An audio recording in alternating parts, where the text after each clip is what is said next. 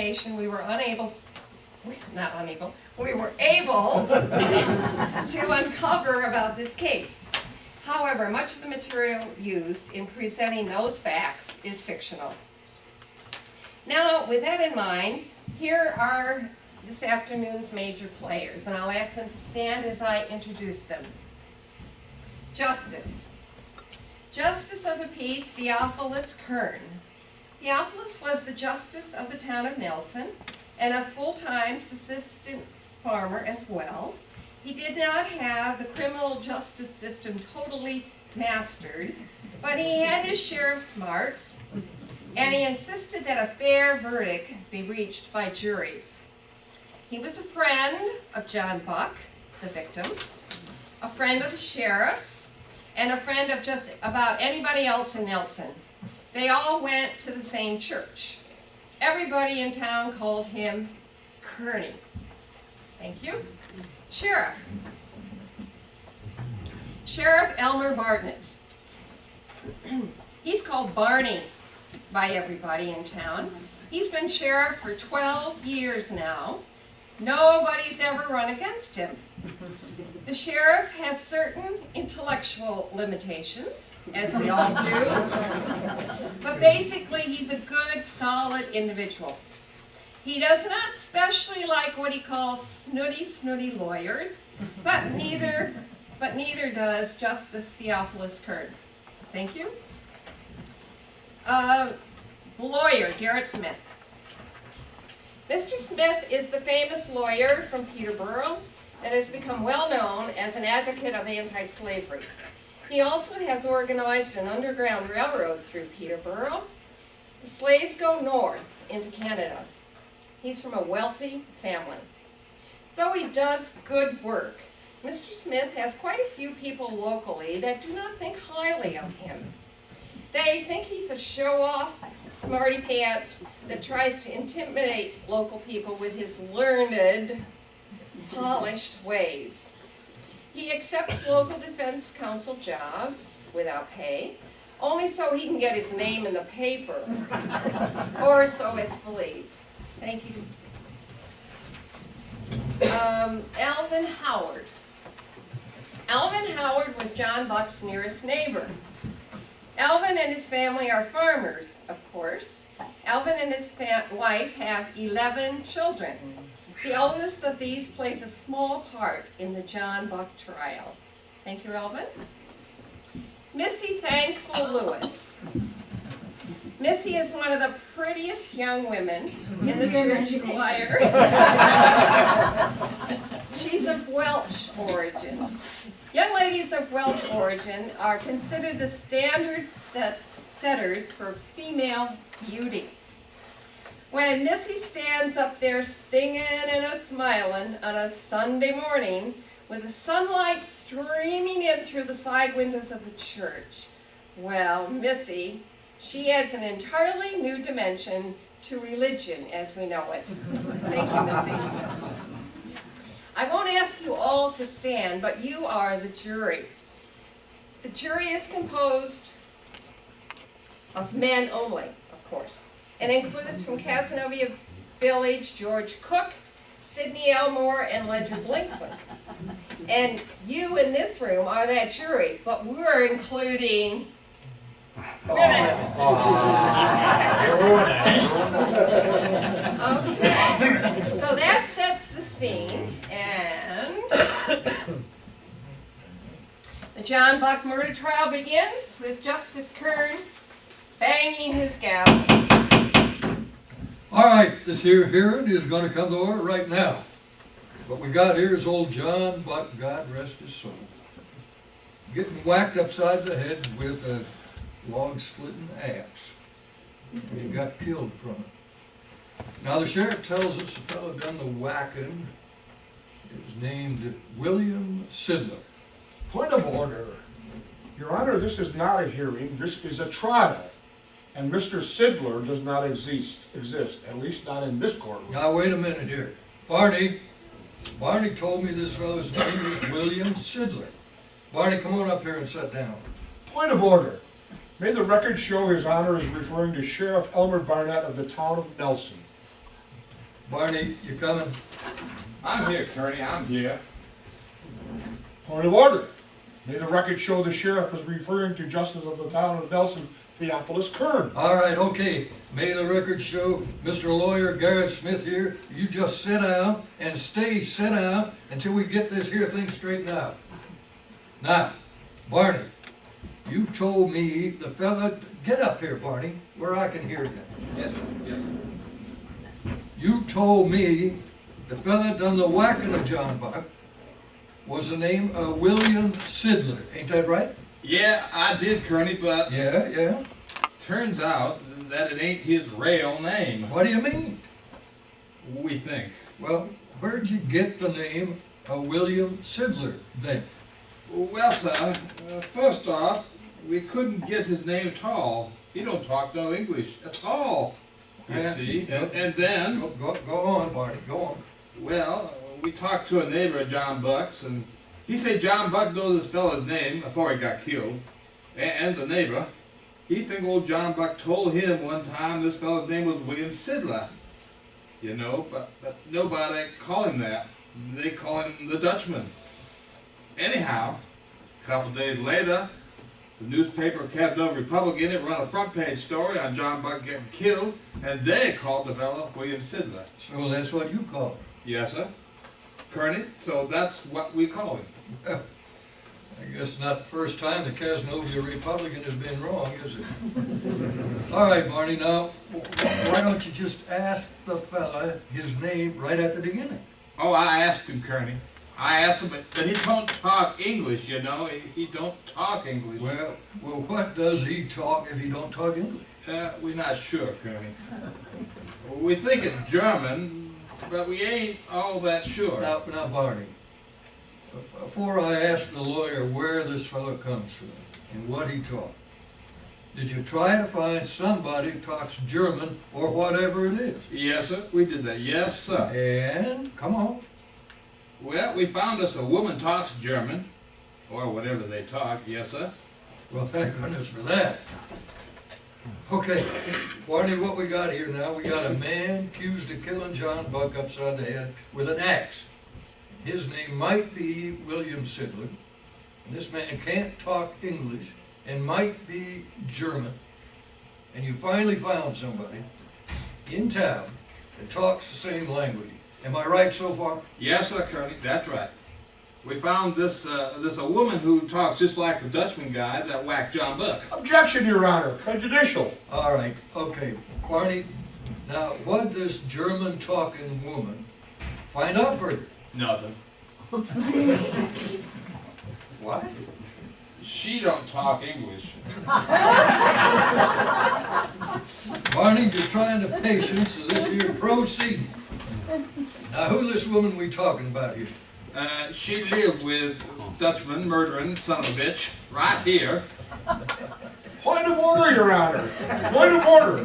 There is no one in this courtroom that has been found guilty of murder. Might be his wife, Kearney. But we don't know for sure. What do you mean, might be his wife?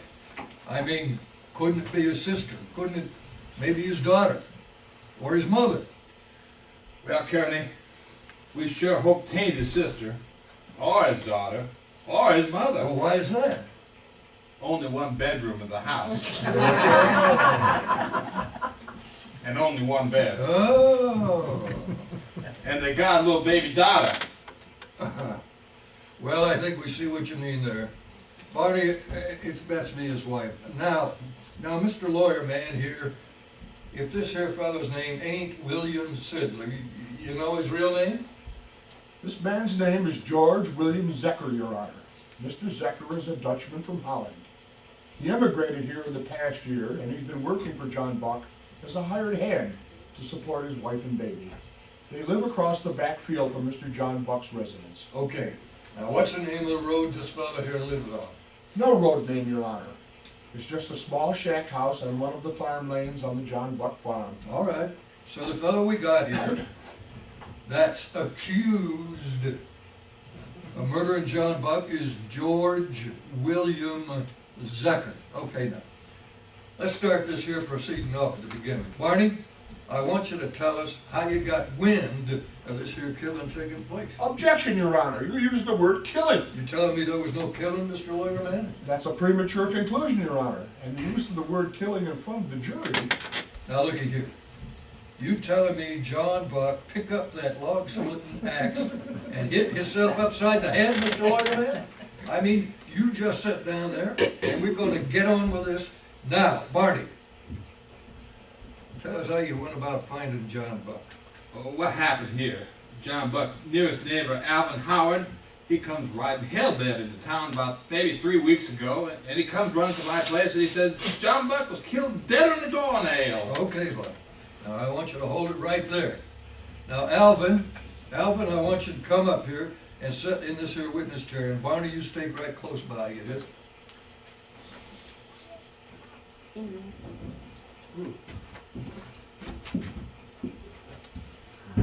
You have a little trouble following direction here? All right, Alvin, you ready to talk I here? ain't never been to school yet. Yes, sir, yes, sir, yes, sir, I am, I'm ready to All right. talk. Now, you just tell us what happened out there at John Buck's barn. Well, sir, what happened is John Buck ain't coming over to dinner like he does every day. So me and my wife, we got to wondering about it. Now, you say John Buck comes over to your house for dinner every day. Well, he don't come no more now he's dead. But, oh, yes, sir, before that, he'd come every day at dinner time. Oh, yes, sir. And for breakfast and supper too. Well, Yes, now, sir, he will. why don't John Buck eat at home like everybody else? Oh, John Buck, feeble, you know, real feeble sometimes. His wife now, she gone some years back. He turned 80, you know. Just can't get his own meals no more, so he with us. Set a place for him every meal, yes, sir. Well, now, Alvin, that's right neighborly of you. Does he pay you for this food? No, yes, sir, he pays us 40 cents every day, yes, sir. All right. Now, Alvin, the day John Buck got killed, Your Honor, if you're referring to just Mr. John Buck as being killed, that has not been proven yet in this court. yeah. And it is prejudicial, Your Honor. Oh, I see what you mean, lawyer man, I see. How about the word died? Can we use the word died? Is that so, okay? All right, let's go on from here now. Where was we? Okay, the John Buck, he died, the day he died, Alvin, was he your house for breakfast that day? Yes, sir, oh, yeah. He was there for breakfast, oh, yeah. He have a good breakfast, and then he say he gonna go over his barn, because the Dutchman gonna chop some wood for him. That's what he said. So he say the Dutchman gonna chop some wood for him in his barn, correct?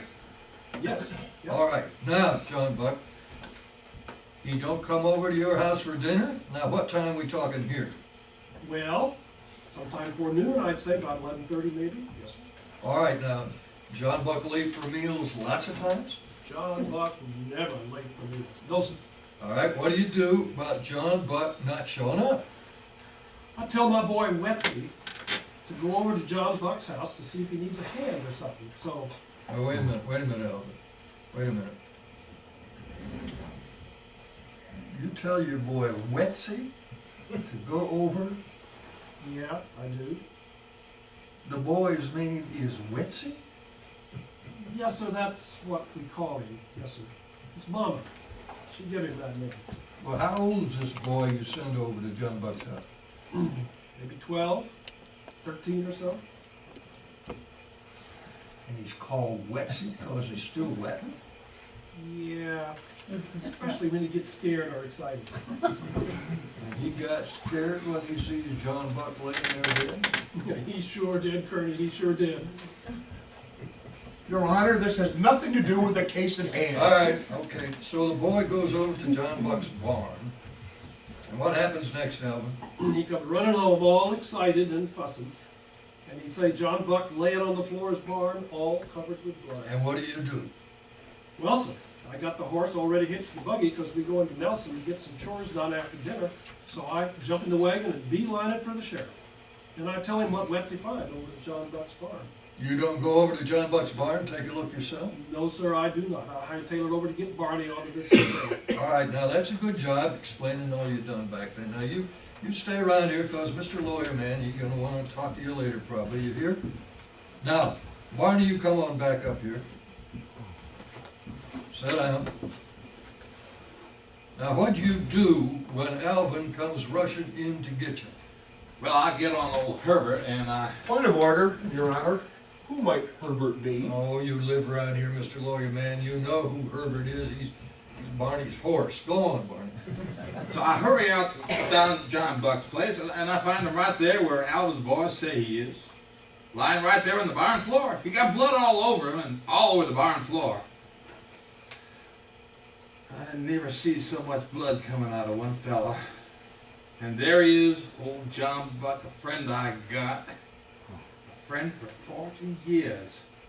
He gave me my first puppy dog, John Buck did. And he got blood all over him. Running all over him. All over the barn floor there. All over it. Old John Buck. I hope he in heaven now. Your Honor, this must stop right now. Shut up and sit down. You okay, Barney? I'm okay. Granny, I'm okay. Right there. Next to John Buck, this here, log split next. Right here, the barn right next to him. All right, now, Barney, tell us again how much blood you got there on the floor at that barn. Lots and lots of it, all over the floor. Must have squirted out of John Buck pretty good. Fella gets hit in the head, you know, blood squirts out pretty good. Now, where is the cut on John Buck's head? That cut here on his head, on the right side of his head, right here. Cut right through to the brain. Hard hit, Kearney, a real hard hit. Some of the brain squeezing out old John Buck's head right there on the floor on his barn. Now, which side, the head again? The right side, right here. Slice right into it. Deep slice, a big, deep slice. So you figured the man did the whacking here was standing behind John Buck.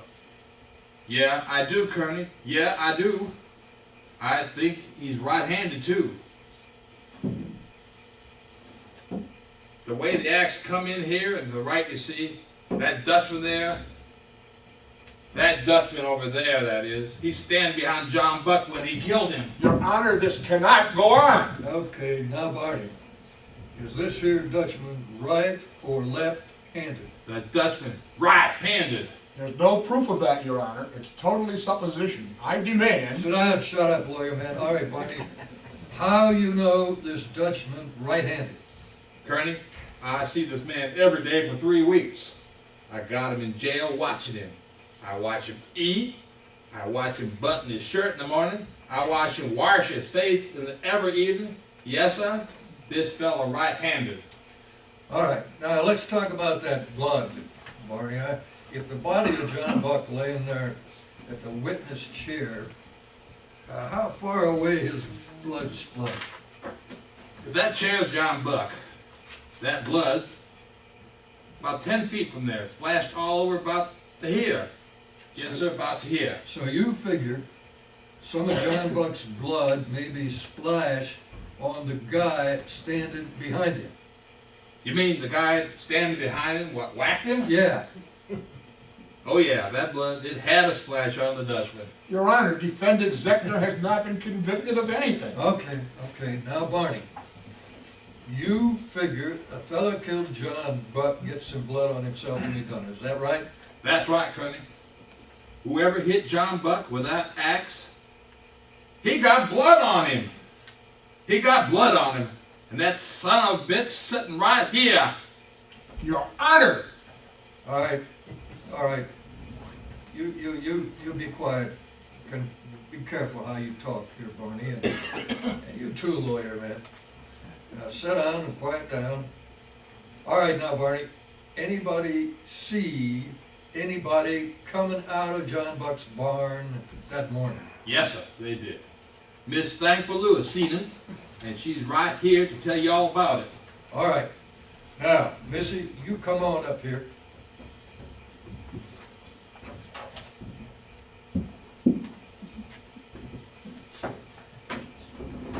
Now, Missy, tell us how old you are. Well, I'm 19 years old, John. 19 years old.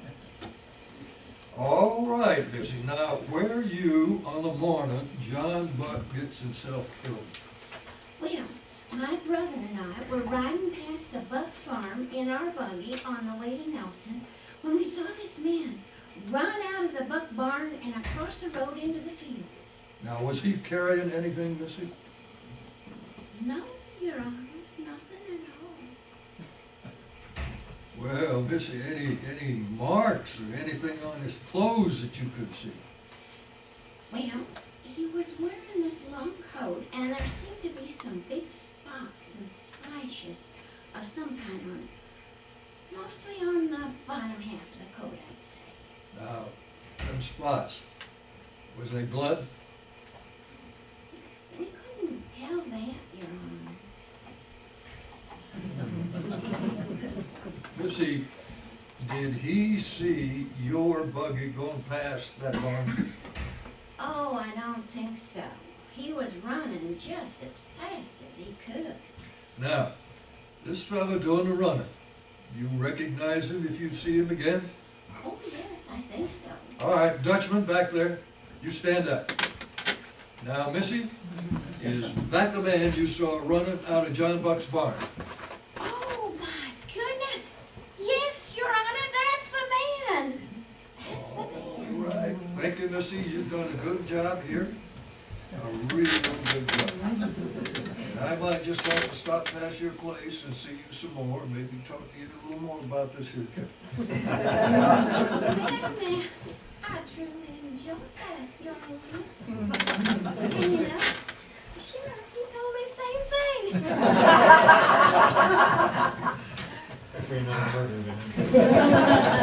Yeah, I bet he did. Now, Barney, get back up here. Okay. Now, what we got here so far, we got John Buck flat out on his barn floor in a mess of blood, and we got Missy seeing a man run out of that there barn wearing a long coat, and the coat got big splashes of something on it, and that might be blood. Now, is that right? Yeah, that's just about it, Kearney. That's just about it. All right, what you do next? Well, sir, what I do next, I go over to John Alvin's farm, that is, and I talk to him some more about John Buck and what he's doing before he got killed and all that. Go on. Maybe it's best Alvin come on up here and tell you what he told me. All right, Barney, good idea. Alvin, come on up here.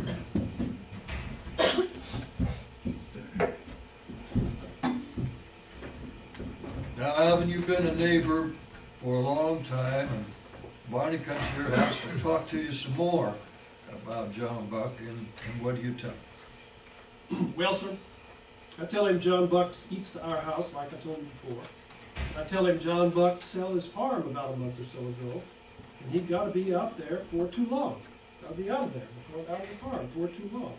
Gonna go live with his daughter someplace close to Orem, you know, up the turnpike towards the swamp. Your Honor, may the record show that Swamps is now called Syracuse. Go on, Alvin. Well, one time we talking at supper, I say to John Buck, you better take a good care of that money, because there's some out there just as soon steal it. You know what people say about that Loomis guy? Anyway, John Buck say, oh, and okay, he got that money in a bank in Casanova. You say how much money he get for that farm? No, sir. But he tell me he always keep $30 in his pocket, so he can pay for his food and feed for his milch cow and his hired help too. You know John Buck, he still needs some help around his place. He's a good man, but he's getting a little feeble. He needs some help. All right, now this $30, Alvin, where'd John Buck keep that $30? Right here in his pocket, right like that. Yes, sir, Kearney, he keep it right there in his pants pocket. One time he pulled it out, show it to Wetsy. $30, a big bunch of money, you know, big bunch of money. He show it to Wetsy. That time Wetsy gets so excited. Oh, I We're tell, not gonna ask you what happened to Wesley. You just go on. all right, then I tell Barney, I say, Sheriff, John Buck got this fellow don't talk English doing some work for him over there. He's taking care of the horse and the cow, and feeding the pigs, and chopping the wood for the stove. This fellow doing some work for John Buck, you say he does the wood chopping for him? Yes, sirree, Bob, yes, sirree. Now, you say John Buck gonna move out of there pretty soon. Why, he's still got those animals over there? Kearney, he gotta sell them. I tell him, but John Buck, he say they like old friends. He don't wanna see them go. Okay. So this fellow does the chores and he does the wood chopping for John Buck. Now, you ever see him? Oh, yeah, I know he is all right, I know. All right. Stand up there, Dutchman. Is that the man, Alvin? Oh, yeah, that's the man who killed John Buck. That's him, right there. Your Honor, you cannot permit this. This man has been convicted of nothing. All right, lawyer man. Okay. Now, Barney, you come back, you come back up to the chair. And Alvin, you stick around, don't go no place. Yes, sir, yes, sir.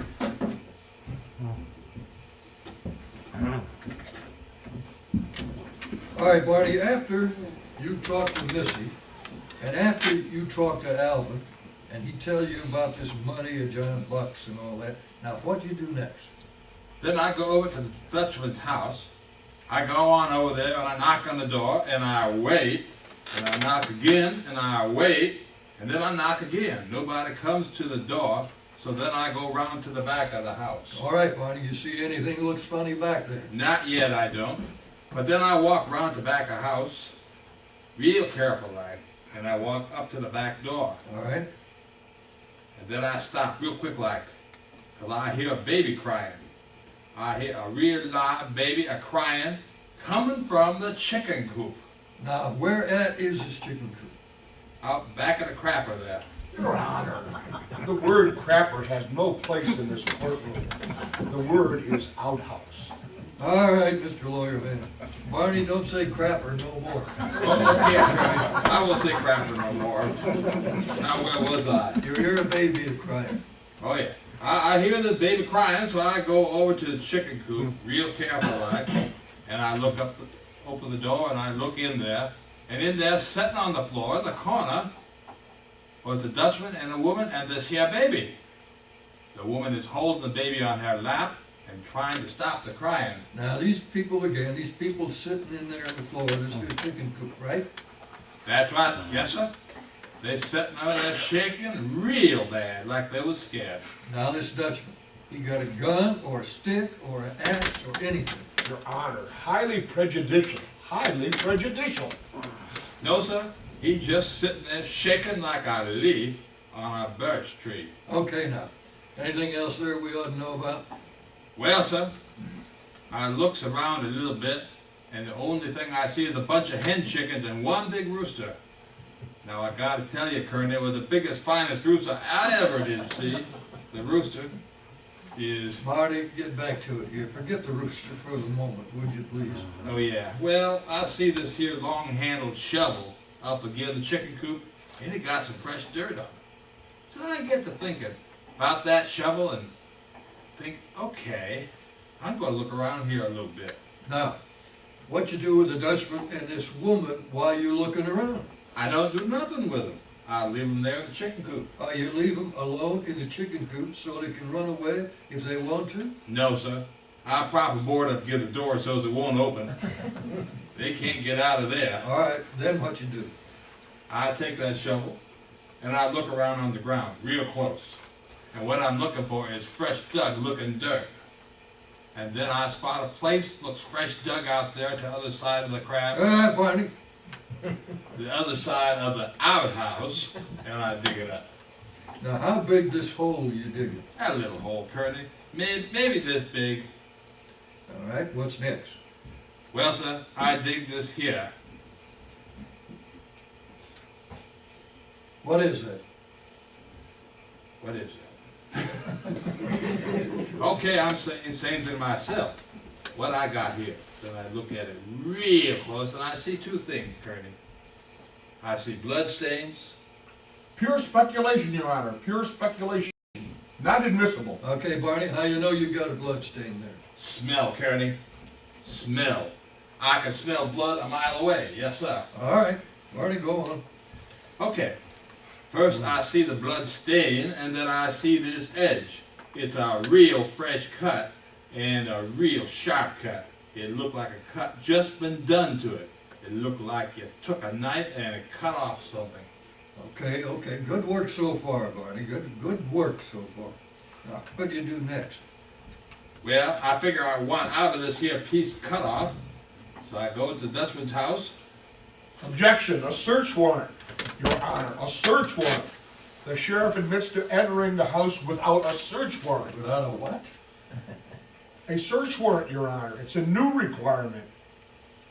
Law officers cannot enter a house without the express permission of the owner or a judicially correct search warrant issued by the court. Okay, Barney, you asked the Dutchman before you go in his house? I told the Dutchman I was going in, but he don't say yes, and he don't say no, he don't say nothing. There you have it, Your Honor. There was no permission granted. The search of the premises was illegal.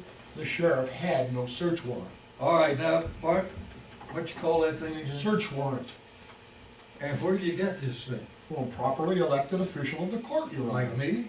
Well, yes, Your Honor. Thank you for telling us, Mr. Lawyer. Now just be quiet. Barney, this here court has just give you a search warrant for the Dutchman's house.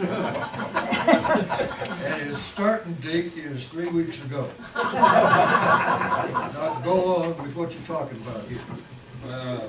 Where was we, Connie? Are you going into the Dutchman's house? Okay. I go into the Dutchman's house, I look around, I see this coat hang on the hook on the wall, and then I look at the bottom edge of this coat, and it looked fresh cut. And it looked like a good fit for the piece I dug out of the hole in the ground. Now you hold up that there coat, Barney. And now you hold up that piece you dug in around it. And it looks like a pretty good fit, I'd say.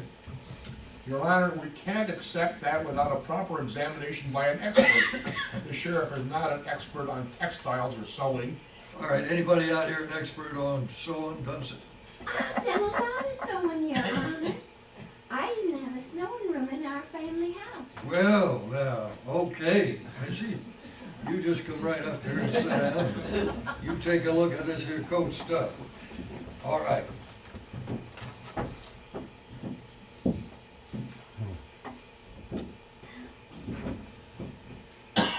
Now, Missy, what do you think? Let's see. Well, this piece here was cut off of this coat. Now, you sure of that? Yes, I'm sure.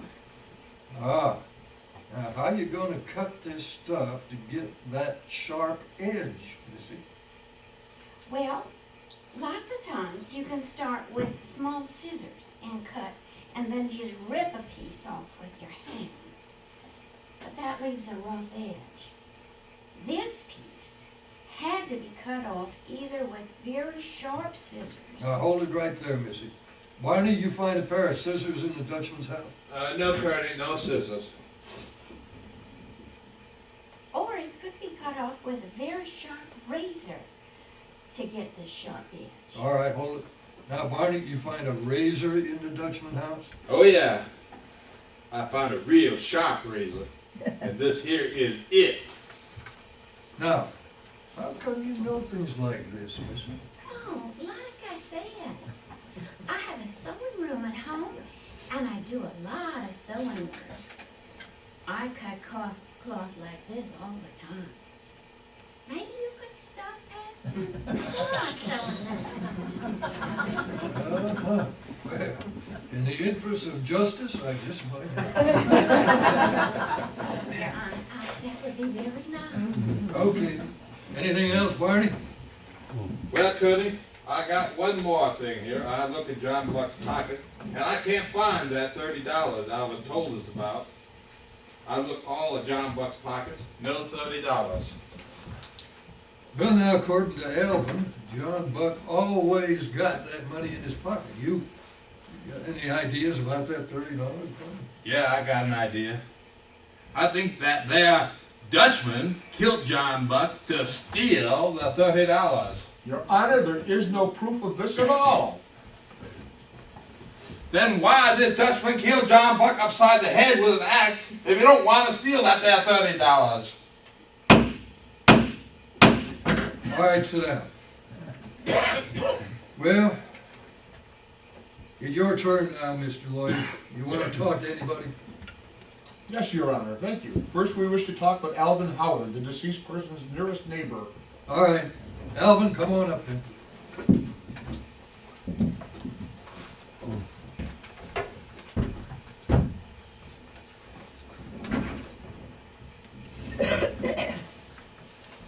Alvin, now Mr. Howard, you said John Buck sold his property, correct? Oh, yeah, yeah, And that he always carried $30 around with him, correct? oh, yeah. Right there in his pocket. He showed it to me and Wetsy, just like I told him. Did he also show it to other people? Oh, I don't know, to some maybe. John Buck kind of liked to show his money around sometimes. A little bit maybe. I mean, he's 80 years old now. So what do you think, Mr. Howard? How many people had knowledge of that money? 10? 20? Maybe more people knew about that money in his pocket. Oh, I don't know about that. I know he showed it around the church supper sometime, but So maybe 50 people knew about that money. Or even more people knew about that money and were just waiting for the opportunity to steal it. now looky here. That's all, Mr. Howard, that's all. The defense now wishes to call Miss Thankful Lewis.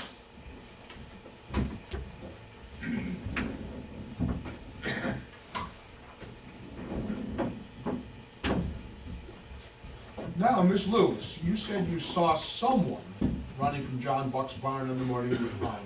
Is that correct? Yes, sir. And you identified that man as Mr. Zecker. Yes, sir. Now, how far were you from the barn when you saw a figure running from the barn door? Well, I can't rightly say. An estimate, just give us an estimate. Think in terms of the length of John Buck's barn. Were you 4 barn lengths away? 6 barn lengths? No, not 6 barn lengths. All right, then 5 barn lengths away. That's about 300 feet.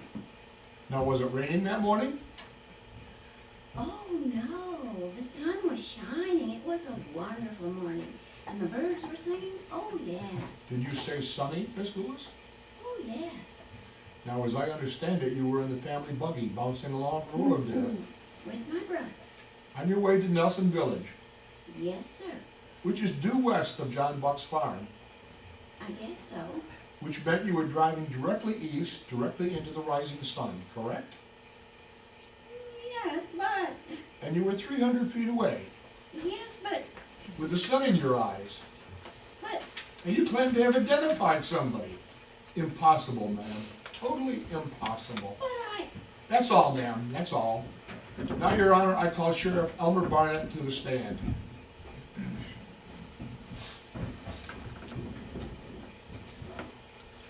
Now, Sheriff, you gave a great deal of testimony that may or may not be factual. For example, this business of how Mr. Buck lost his life. Now, you said you found him on the barn floor, correct? Yeah, I did. Lying on the floor, correct? Yeah. Now, was the body over by the horse stall? No, no, Over by the hay mow? no. Where was it? By the chopping block. Right there by the chopping block. Right there where the cut firewood logs is split up into kindling wood for the stove in the house. Right there. So the body is right there beside the chopping block. Yeah. Yeah. Now let's make sure of what you're talking about when you say chopping block. There's this log about this high. It stands on the barn floor, correct?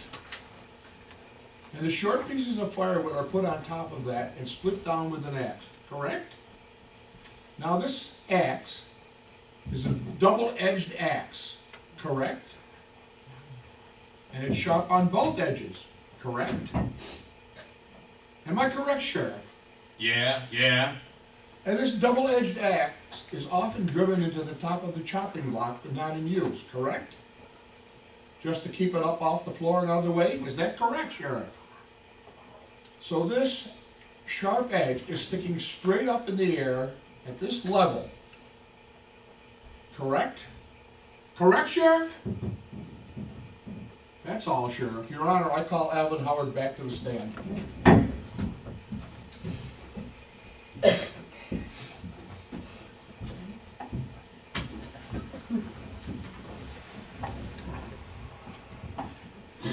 Kearney.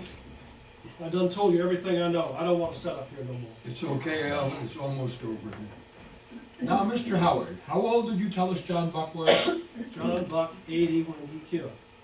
And you said he was rather, how did you put it, feeble? Did you tell us he was feeble, Mr. Howard? Yeah, I did. So what probably happened, Mr. Howard, is that this razor-sharp axe was sticking straight up in the air at waist level in the block, and John Buck falls down on it and cuts his head. Is that correct, Mr. Howard? Correct? That's enough of that, Mr. Lawyer. Alvin not there when this happened. You don't know things like you asking him. You finish here? One more thing, Your Honor. Mr. Howard, you said your son John found John Buck on the floor of his barn, correct? And your son knew where John Buck kept that $30 in his pocket, correct? And your son could have easily slipped that $30 out of his pocket when he found them, couldn't he? Isn't that correct? Couldn't that have happened, Mr. Howard? Is that correct? You're all finished, Alvin. You go sit in the back there. You got more? The defense recalls Sheriff Barnett to the stand, Your Honor.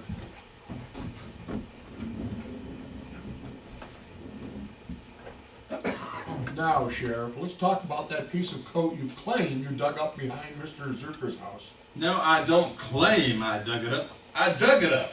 Now, you also claim there were big spots on this piece of cloth, correct?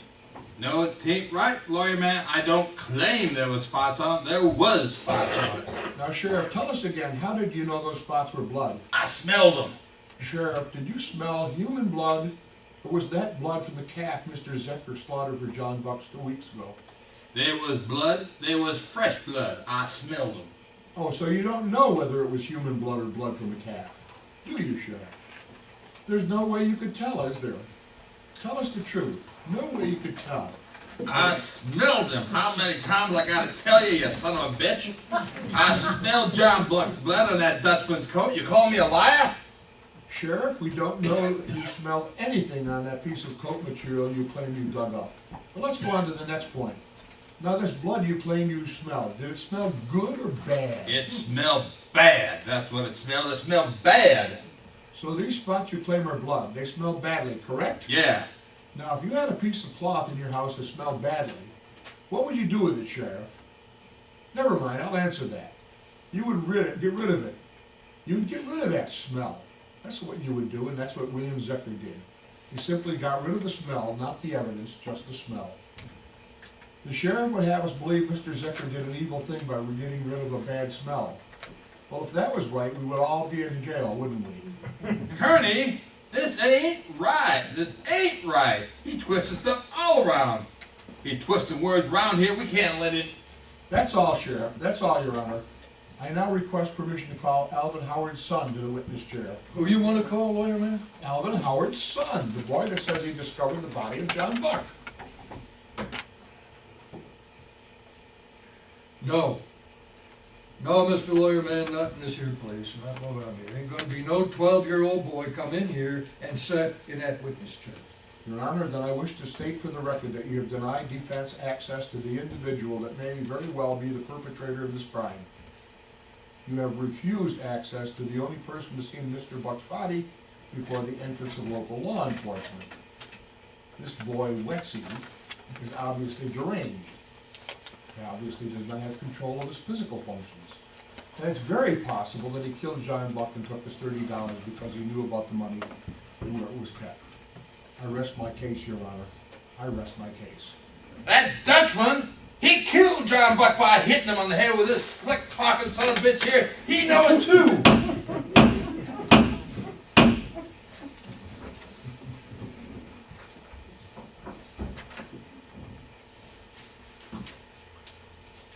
And now, ladies and gentlemen of the jury, you have heard the case presented. I'll give you exactly 5 seconds to determine. I'm going to ask you to raise your hand, either in favor of one vote or the other vote.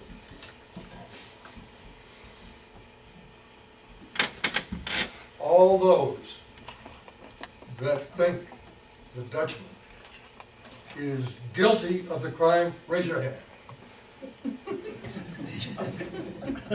Now, all those that think the Dutchman is not guilty of the crime, raise your hand. Okay. We had 4 guilties and 14 not guilty. Now let me share something with you. And this is based upon fact gathered from newspaper records at that time. After the trial was over and the jury had found him not guilty of the crime, the lawyer went up to him and said, "I know you killed John Buck. I want you out of this country, and here's the money to go." The Dutchman went back to Holland, and while back there, admitted to a friend that he had killed John Buck. Thank you very much for your time.